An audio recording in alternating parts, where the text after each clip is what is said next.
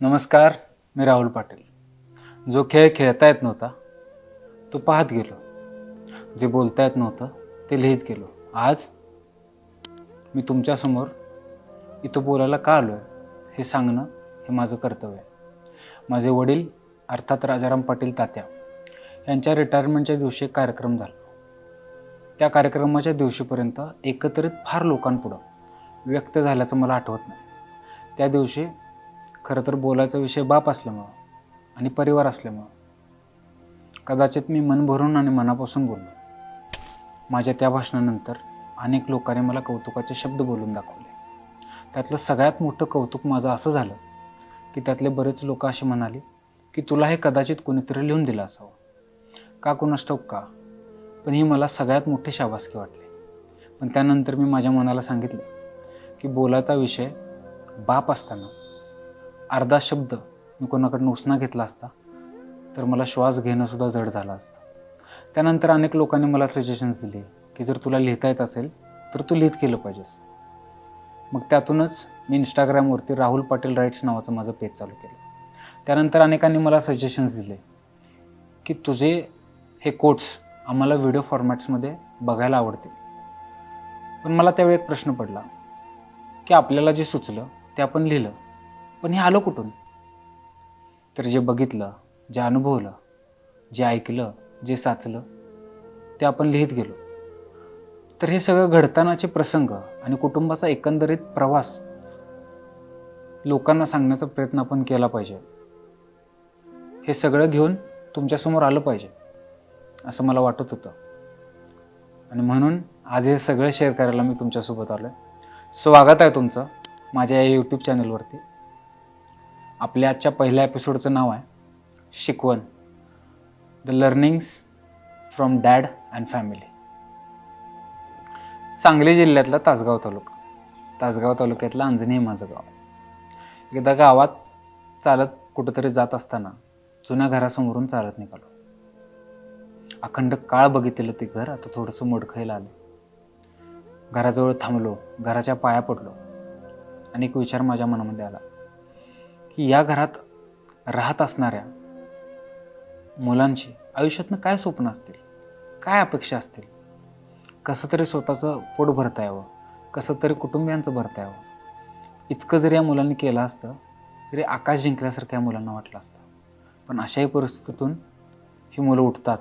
एक मुलगा महाराष्ट्राचा उपमुख्यमंत्री होतो, दुसरा मुलगा पोलिसांच्या परीक्षेमध्ये राज्यात अव्वल येतो, तिसरा मुलगा अद्ययावत शेतकरी होतो. म्हणजे स्वतःच्या रिकाम्या पोटावरनं महाराष्ट्रातल्या जनमानसांच्या ओठांवर ही मंडळी कशी आली असतील याचा विचार करत असतानाच वडील समोरून चालत येताना दिसले.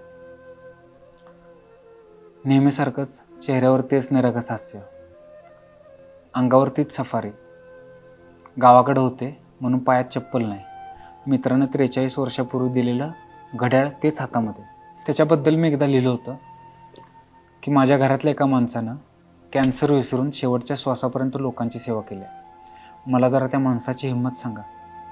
माझ्या बापानं मित्रानं 43 वर्षापूर्वी दिलेलं घड्याळ अजून हातामध्ये घातलं. मला जरा त्या घड्याळाची किंमत सांगा. वडील आले, मला न बघता तसेच चालत पुढे गेले. मी घरी गेलो आणि वडिलांना सहज कुतूहलानं म्हणलं की पप्पा, लहानपणी तुम्हाला असं वाटलं होतं का हो की तुम्ही तिघे भाऊ भविष्यात इतकं उज्ज्वल, इतकं यशस्वी आयुष्य बघाल? आज थोडंसं धाडस करायचं आणि वडिलांबरोबर गप्पा मारायच्याच असं मी ठरवलं. मी वडिलांना एक प्रश्न विचारला की जर आयुष्यामध्ये प्रामाणिक वागायचं असेल, प्रामाणिक राहायचं असेल तर अंगामध्ये कुठले गुण पाहिजेत? वडिलांनी मला एकदम निवांत असल्यामुळं कदाचित सांगितलं की चांगलं राहिलं, सरळ राहिलं तर तुला त्रास 100% होणार. मग वेदना सहन करायची ताकद तुझ्यामध्ये पाहिजे. या वेदना सहन करून, हा त्रास सहन करून तू एकदा मोठा झालास की तुझ्यासमोर बरेच मोह येणार. ते मोहसुद्धा तुला आवडता आलं पाहिजे. कदाचित असं जर तू राहिलास तर तुला कितीही साधं राहिलास तरी मोठं होता येईल आणि कितीही मोठा झालास तरी साधं राहता येईल असं वडिलांनी मला सांगितलं. पण हे वडील सांगत असताना प्रामाणिक राहण्यासाठी कसं राहावं हे सांगण्यापेक्षा वडील आजपर्यंत कसे राहिलेत हेच कदाचित ते मला सांगत असतील. वडिलांच्या या म्हणण्याला मी माझे शब्द दिले आणि मी आयुष्यात पहिला कोट लिहिला. तो असा होता की मी अनेक वेदनांना माझ्यासोबत खेळताना बघितले. मी अनेक मोहांना माझ्यासमोरून पळताना बघितले. वेदनेसोबत खेळताना कधी हारलो नाही आणि मोहांच्या मागे कधी पळलो नाही. सरळ रस्त्याला जसे गतिरोधक असतात तसं सरळपणाला, चांगुलपणाला थोडा त्रास, थोड्या यातना असतातच. आणि या यातना माणसालाच नाही तर ईश्वराला सुद्धा चुकल्या नाहीत. याबद्दलच मी एकदा असं लिहिलं होतं की चुकता नव्हता करायचा हिशोब, पण वहीत लिहावं लागलं होतं. प्रश्नच असे विचारले गेले की मला उत्तर द्यावं लागलं होतं. भोळे होते महादेव म्हणून कदाचित समुद्र मंथनात त्यांना विष प्यावं लागलं होतं. फक्त सरळच चाल करतो म्हणून हत्तीला राजापासून सगळ्यात दूर राहावं लागलं होतं. चांगुलपणानं, भोळेपणानं राहिल्यावर होणारा त्रास महादेवांना सुद्धा कधी चुकला नाही. महादेवाने कंठ निळा करून घेतला पण आपला चांगुलपणा सोडला नाही.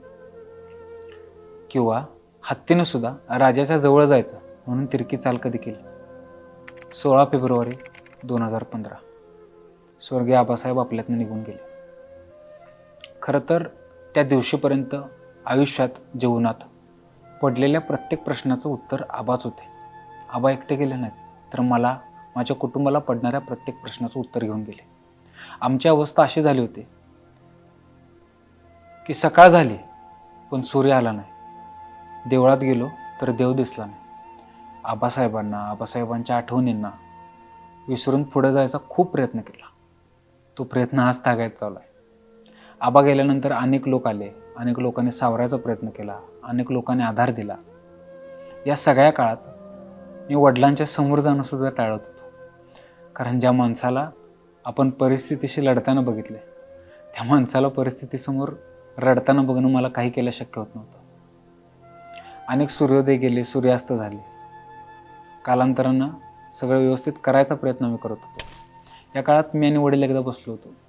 वडील बोलता बोलता मला म्हणाले की आज आपल्या घरासमोरचे दुःख आले राहुल, ते फार मोठं आहे. पण या दुःखात आपल्याला सावरायला माणसं आहेत, आपल्याला धीर द्यायला समाज आहे. पण माझे वडील ज्यावेळेस गेले, म्हणजे माझे आजोबा, वडील मला हा किस्सा सांगताना म्हणाले की माझे वडील ज्यावेळेस गेले त्यावेळी मी हातावर पडलो होतो. माझ्या हाताला प्लास्टर घालायची वेळ आली. ते प्लास्टर घालायला सुद्धा माझ्याकडे पैसे नव्हते आणि कुणीच मला मदत म्हणून ते पैसे देऊ शकलं नाही. कारण आजी दवाखान्यात सगळे पैसे आजोबांच्या आजारपणात गेले होते. कालांतरानं याच आजारपणात माझ्या आजोबांचं निधन झालं. त्यावेळेस वडील मला म्हणाले की या सगळ्यात मला सावरायला फक्त आबा होते आणि आबांना सावरायला फक्त मी होतो. हे सांगत असताना वडिलांनी मला पुढे एक वाक्य सांगितलं. ते वाक्य 7 जन्मानंतर सुद्धा माझ्या आत्म्याला देह त्यागानंतर सुद्धा लक्षात राहील. ते वाक्य असं होतं की ज्या दुःखामध्ये लोक सावरायला आहेत त्या दुःखामध्ये दम नाही, आणि ज्या कष्टाला प्रशंसा आहे त्या कष्टामध्ये दम नाही. दिवसभर अभ्यास करून घरी गेल्यानंतर पोस्ट न काढल्याबद्दल घरच्यांकडून, समाजाकडून टोमणे ऐकून दुसऱ्या दिवशी परत बॅग भरून लायब्ररीमध्ये जाणं, हे ज्या विद्यार्थ्याला जमलं ना त्याला कदाचित कष्टाचा अर्थ माहीत असेल. हाडाची काडं रक्ताचं पाणी करून शेती पिकवायची, घाम गाळायचा, उन्हातानात राबायचं आणि शेतमाल पिकवायचा. आणि त्या शेतमालाचा दर ज्यावेळेस एसीत बसून ठरवला जाईल ना त्यावेळेस त्या शेतकऱ्याला कदाचित कष्टाची किंमत माहीत असेल. मग असेच दिवस गेले. आबा गेल्यानंतर अनेक जवळचे लोक सोडून गेले, अनेक नवीन लोक तयार झाले. कुटुंब पुन्हा एकदा निवडणुकीला सामोरं गेलं. 2019ला झालेल्या निवडणुकीमध्ये काकी 65,000 मतांना आमदार झाले. आज काकीसुद्धा चांगलं काम करते, काकासुद्धा नव्या उमेदीनं काम करतात.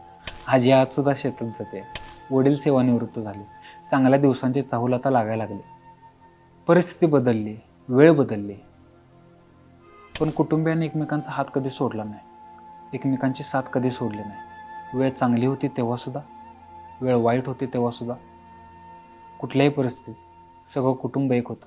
याबद्दल सुद्धा मी एकदा असं लिहिलं होतं की मी होत्याचं नव्हतं होताना बघितले, मी सख्याचं सोवतं होताना बघितले, अहंकाराच्या आभाळात उडणाऱ्याला वास्तवाच्या जमिनीवर पडताना आणि त्याच वेळी कोळशाच्या खाणीत हिऱ्याला घडताना बघितले. काही दिवसांपूर्वी माझ्या वडिलांना हेलिकॉप्टरमध्ये बसायचा योग आला. मी वडिलांना सहज विचारलं, काय पप्पा, कसा होता प्रवास, कसा होता अनुभव? त्यावेळी वडील मला म्हणाले, वरनं सगळं फार सुंदर दिसत होतं, पण एक गोष्ट होती जी मला अजिबात आवडली. हेलिकॉप्टरची उंची जसजशी वाढत होती, जसजसं हेलिकॉप्टर उंचीवर जात होतं, तसतसं लोक छोटी दिसायला लागली. वडिलांनी पुढं मला सल्लासुद्धा दिला, जीवनामध्ये अशा उंचीवर कधीच जाऊ नकोस. जिथं गेल्यानंतर तुला आजूबाजूची लोक छोटी वाटायला लागतील. बोलण्यासारखं, सांगायसारखं खूप आहे, पण तुर्तास धन्यवाद. आपलं लाईक, शेअर, सबस्क्राईब करणं मला पुढच्या व्हिडिओसाठी प्रेरणा देत राहील. धन्यवाद.